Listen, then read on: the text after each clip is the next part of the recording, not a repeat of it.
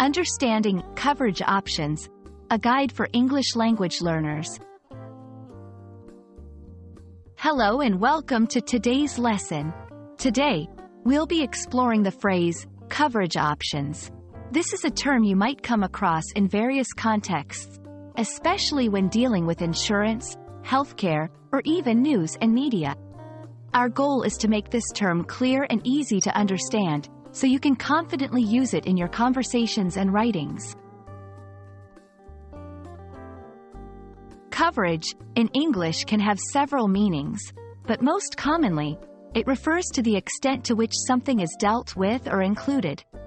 In the context of insurance or healthcare, it means the range of protection or services provided under an insurance policy or health plan. Options simply refers to the different choices or varieties available. When combined, coverage options refer to the various plans or types of coverage one can choose from in a given situation.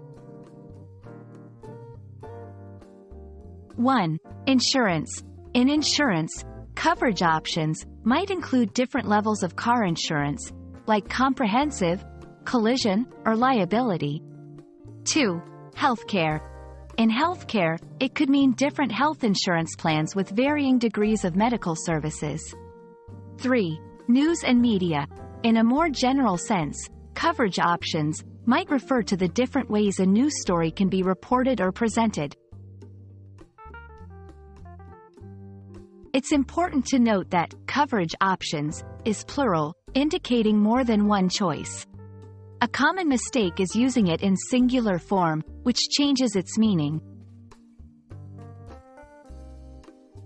Let's practice using coverage options in a sentence. For example, I need to review the coverage options provided by my employer to choose the best health insurance plan. The insurance company offers several coverage options for my vehicle. I hope this video has helped clarify what coverage options means and how you can use it.